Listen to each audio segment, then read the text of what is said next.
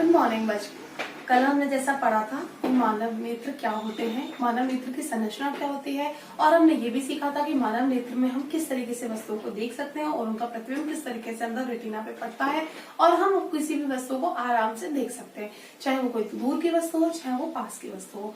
कल हमने अपना ये टॉपिक खत्म किया था। आज जो हम लोग आपको आपकी किताब का जो आगे का चैप्टर है वो पढ़ाएंगे, उसमें आपने देखा होगा अगर किताब किसी के पास भी है तो हमने उसमें ये देखा है। वैसे तो मैंने सबके पास पीडीएफ बुक भेज दी है, तो आप लोग उसमें थोड़ा सा पढ़ सकते हैं चैप्टर को पढ़ने से पहले। तो हम लोग इसी चैप्टर को आगे कंटिन्यू करते हुए इसका सेकंड पार्ट लेंगे। सेकंड पार्ट में हम ये देखेंगे कि हमारे पास दृष्टि दोष होता है। मानव के नेत्र में दृष्टि दोष होता है और दृष्टि दोष भी 3 तरीके के होते हैं, जो कि मैं भी आपको आगे बताऊंगी कि कौन कौन से होते हैं। पहले मैं आपको थोड़ा मौखिक बता देती हूँ जानकारी। पहला होता है निकट दृष्टि दोष, दूसरा होता है दूर दृष्टि दोष और तीसरा होता है जरा दूर दृष्टि दोष। तो जो पहला निकट दृष्टि दोष है वो क्या होता है? देखिए, निकट दृष्टि दोष क्या होता है कि जब हम निकट की वस्तुओं को, निकट मतलब पास, निकट दृष्टि दोष में क्या होता है, निकट की वस्तुओं को जब हम निकट, पास की वस्तुओं को हम साफ नहीं देख पाते हैं। बात करेंगे तीनों तरीके के दोष की। तो पहला क्या है हमारा निकट दृष्टि दोष। निकट दृष्टि दोष में क्या होता है कि निकट की वस्तुओं को हम पास से देख सकते हैं, लेकिन हम दूर की वस्तुओं को पास से नहीं देख सकते हैं। निकट दृष्टि दोष में हम निकट की वस्तुओं को पास से देख सकते हैं, लेकिन दूर की वस्तुओं को पास से नहीं देख सकते। फिर से आप इस बात पर ध्यान दीजिएगा। दूर दृष्टि दोष में क्या होता है कि हम दूर की वस्तुओं को तो देख सकते हैं, साफ हमें दिखाई देते हैं एकदम स्वच्छ, लेकिन हम पास की वस्तुओं को नहीं देख पाते हैं। आपने कभी भी अपने मम्मी पापा के मुंह से या अपने दादी दादा के मुंह से घर पर सुना होगा कि अरे मुझे घर ये किताब के अक्षर तो ना दिख रहे हैं, लेकिन वो दूर की चीज दिखाई दे रही है। तो ये कौन सा दोष हुआ आपका कि दूर की चीज दिखाई दे रही है? दूर दृष्टि दोष। ठीक है। और ये जो हमारे पास क्या होता है कि हम निकट की जो कभी कभी हमने देखा होगा कि हम निकट में तो हम आराम से मतलब स्वच्छ तरीके से देख रहे हैं, हम पढ़ रहे हैं, सब कुछ कर रहे हैं, लेकिन हम जो दूर के, ये ज्यादातर स्टूडेंट के बीच में आती है, छोटे जो बच्चे होते हैं उनके बीच में आती है कि वो लोग पढ़ तो लेते हैं आराम से, लेकिन दूर की चीजें उनको नहीं साफ क्लियर दिखाई देती है। वो हमारा जो दोष होता है वो होता है निकट दृष्टि दोष। अब जो तीसरा हमारा दोष होता है वो होता है जरा दूर दृष्टि दोष। ये बहुत ही कम पाया जाता है, लेकिन ये उम्र के साथ बुढ़ापे की तरफ जब हम लोग अग्रसर होते जाते हैं, जब हम 45, 46 या उससे ऊपर जब 50, 56 इस पे जाते हैं, तब ये दोष अपने आप ही थोड़ा थोड़ा उत्पन्न हो जाता है। इसमें बस कुछ नहीं होता है, इसमें सिर्फ जो दूर दृष्टि दोष है उसको थोड़ा सा पाटा जाता है। जैसे आगे लगा है दूर दृष्टि दोष जरा, तो जरा दूर दृष्टि दोष में क्या होता है, बस जरा सा दूर दृष्टि दोष आ जाता है। मतलब कि हमें पास की वस्तुएं, हमें दूर दृष्टि दोष में हमें पास की वस्तुएं साफ साफ नहीं दिखाई देती हैं, लेकिन दूर की वस्तु हमें साफ साफ दिखाई देती हैं। तो ये उम्र के साथ थोड़ा थोड़ा सा आ जाता है। तो इसी को हम अपनी वीडियो में आगे बढ़ाएंगे, तीनों तरीके के दोष पढ़ेंगे, उनका हम निवारण पढ़ेंगे कि हम किस तरीके का लेंस प्रयोग करेंगे तो हमारा निकट दृष्टि दोष का जो दोष है वो हमारी आंखों में से खत्म हो जाएगा, और जो दूर दृष्टि दोष है उसका जो हमारा दोष है वो खत्म हो जाएगा। किस तरीके का लेंस हमें यूज करना चाहिए, ये आज के लिए इतना ही काफी। इतना हम आगे आप पढ़ेंगे अपनी वीडियो में। अब हम बात करेंगे दूरदृष्टि दोष की। दूरदृष्टि दोष से पीड़ित व्यक्ति को दूर की वस्तुएं तो स्पष्ट दिखाई देती हैं, परंतु निकट की वस्तुएं स्पष्ट नहीं दिखाई देती हैं, क्योंकि इसमें बिंदु 25 सेंटीमीटर से अधिक दूर हो जाता है। अतः व्यक्ति को 25 सेंटीमीटर तथा उससे निकट की वस्तुएं स्पष्ट दिखाई नहीं देती हैं। अब हम इसकी बात करेंगे निवारण की। ये देखिए, ये हमारा नेत्र लेंस है, ये हमारी रेटिना है और ये प्रतिबिंब है। क्या तो प्रतिबिंब रेटिना पर बन रहा है? नहीं बन रहा है। कहीं दूर वस्तु रखी है, उस पे नेत्र लेंस पे हमारी किरणें आ रही हैं। तो अब हम बात करते हैं इसके कारण की। नेत्र लेंस की वक्रता का कम हो जाना, नेत्रीय मांसपेशियों का क्षीण हो जाना के कारण नेत्र के गोलक का व्यास का कम हो जाना। इसी कारण हमें दूर की वस्तुएं नहीं दिखाई देती हैं और दूरदृष्टि दोष उत्पन्न हो जाता है। अब हम बात करेंगे दूरदृष्टि दोष के निवारण की। ये देखिए, दूरदृष्टि दोष को दूर करने के लिए उचित फोकस दूरी वाले उत्तल लेंस के चश्मे का प्रयोग किया जाता है, जिसमें दूर स्थित वस्तुएं, चलने वाले प्रकाश किरणें उत्तल लेंस से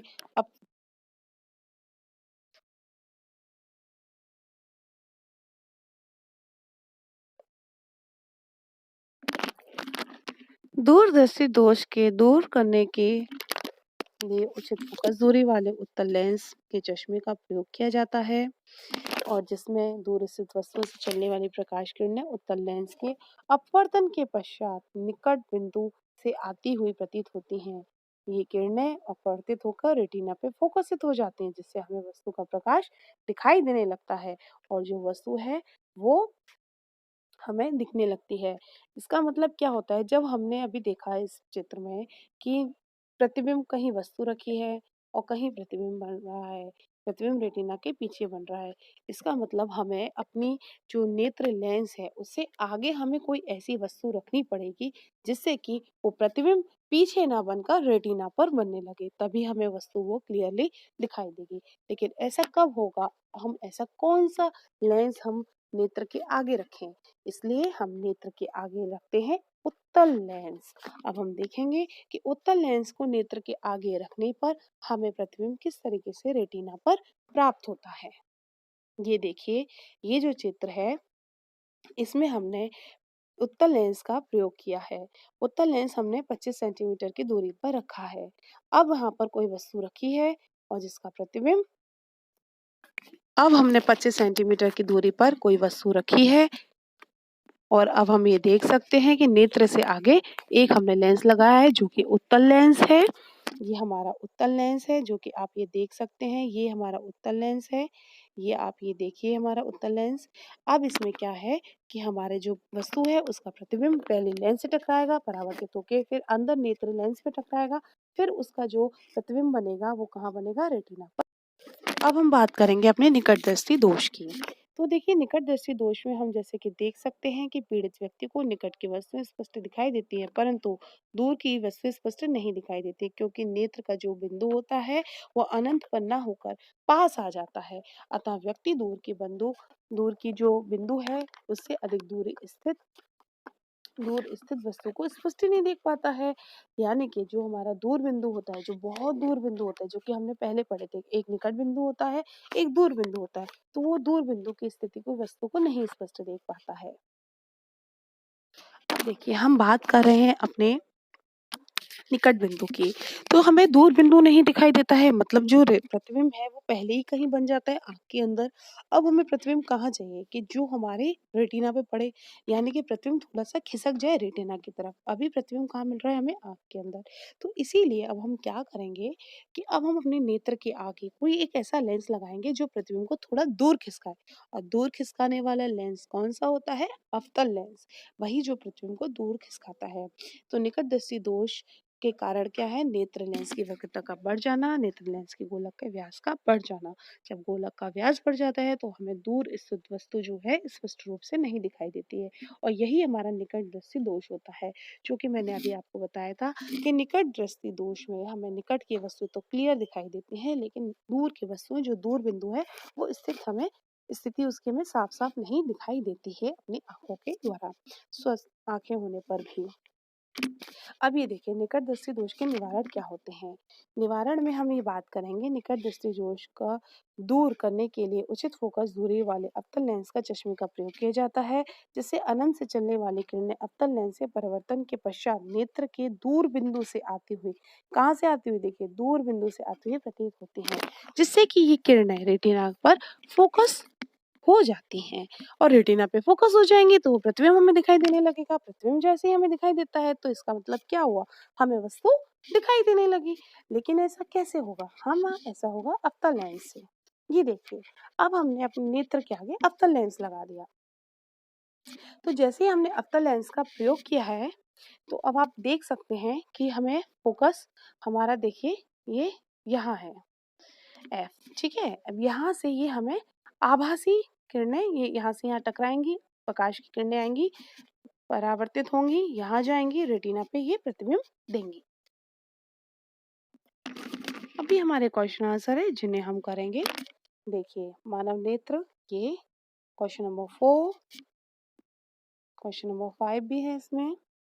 मैं आपको इनका पिक भी भेज दूंगी, जिससे कि आपको वो भी क्लियर हो जाएगा थोड़ा सा कि मैंने आपको कौन कौन से क्वेश्चन भेजे हैं। क्वेश्चन नंबर 7 है ये, इसमें ये देखिए चित्र बनाना है हमें।